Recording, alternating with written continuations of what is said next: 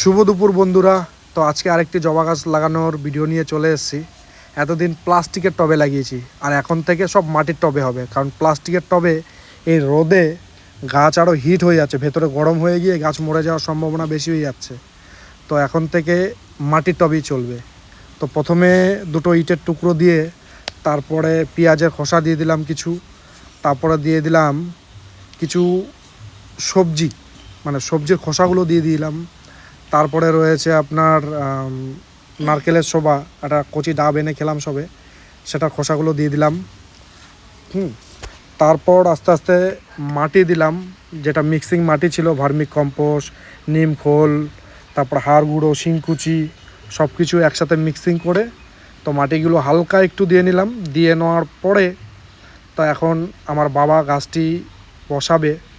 আমার হাত দিয়ে গাছ কিছুদিন ধরে ভালো হচ্ছে না, তাই বাবাকে দিয়ে বসাবো। তো চলো, পাপা এখন গাছটা বসাবে। যাই হোক, তারপরে মাটিগুলো দিয়ে একদম টপ থেকে 2 ইঞ্চি নিচ পর্যন্ত মাটি দিতে হবে।